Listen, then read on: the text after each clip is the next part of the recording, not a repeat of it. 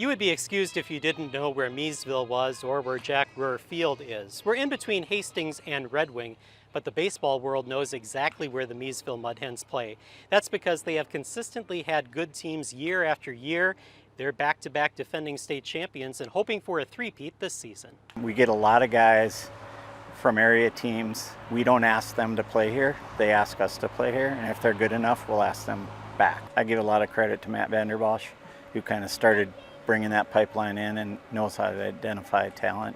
Brian Sprout's another guy that is a head coach at Eastridge, so he sees a lot of guys. I was assistant coach over at Bethel, so I saw a lot of the college guys. So started putting our minds together and we start talking about guys, and that works. We want guys that compete and that know the game. And there's a lot of difference between talent and knowing the game, right? And being a good baseball player. And I think like the one thing I'm quite proud of is that our guys know how to play the game. They know the situations. They make plays other guys don't make.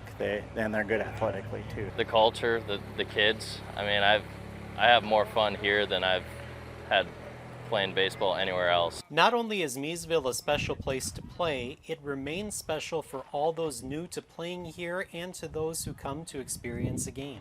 It is in the middle of nowhere, but our board of directors, like Joe Myers and Brian and Abby and Cheryl Wiederholt, I mean, they're just passionate about this, right? And it dumbfounds me every year how great they are, right? And how supportive they are. And they get the whole town of Miesville to come to pretty much every game.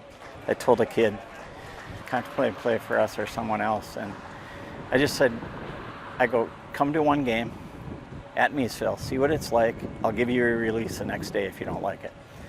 That guy, they're gushing about playing in Miesville. So it's just special, really a special place. I mean, everyone picks up everyone. We have a lineup that no one's safe. No pitcher is safe against us. So even if one person's not having a great game, the next person behind them is going to be hitting the ball. So that's, I mean, how the whole season has been going.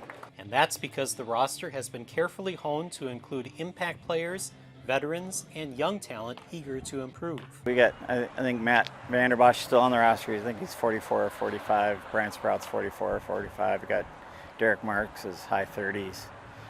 The mix of those guys, along with this core group that are 25 to 30 right now, that we brought in when they were in high school, and they developed all Division I guys, right? Really good careers in college, and they love playing here. So they kept playing. Wide range. We got a 14-year-old on our team. He's probably one of the best 14-year-olds in the country. He plays for our national team, but he plays for us. And we got two 16-year-olds on our team.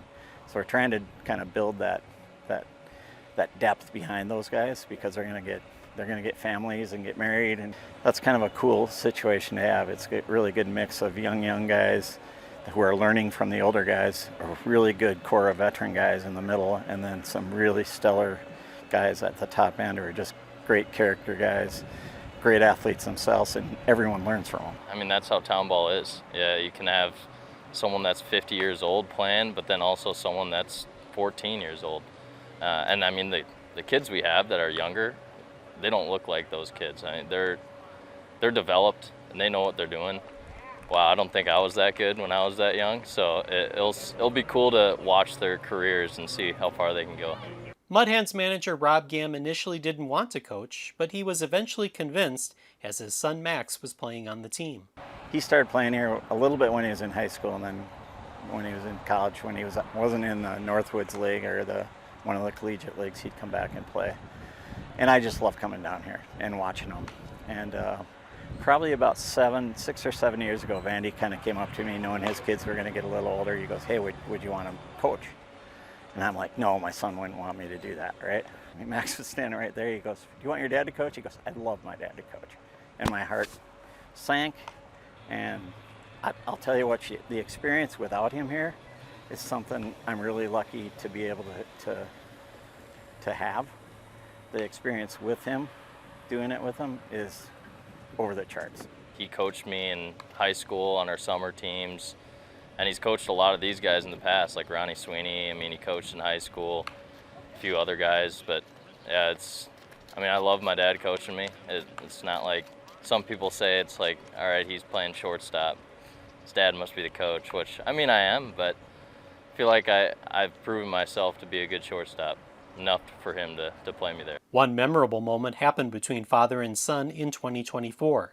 One of my best baseball memories isn't when he hit a home run in college or like when he played at UCLA in a regional game. It was the state tournament game 2 years ago, and he hit a 3-run homer in the championship game. I was crying, crying when he rounded second. So yeah, I mean, I wouldn't trade the experience without him. I would never dream of trading the experience with him. It's just been, and I get to spend time with him. I mean, it was just solidified the final game of the year.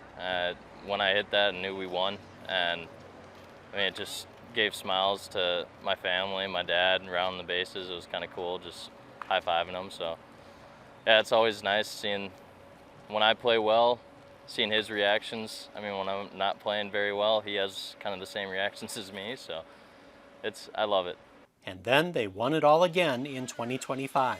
And we'd been so close for the 8 or 9 years prior to that. We were always playing on the weekends, semifinals, finals, and for see it all to come back again, it was. I sat back and just watched them all, right? I get to tell stories with my friends. I mean, hopefully my future kids I get to tell stories about. And I mean, doing it here in Miesville it's great. I mean, the small town vibe and everyone knowing who you are, and now, I mean, the whole state knows who we are. I don't know how to rate. My marriage was pretty, I love my wife. That was a good experience. My kids being born, this one ranks right up there. I mean, both of them do. And see them come back and do it again was cool. Very special. Reporting from Miesville, Justin Barrientos, NSPN.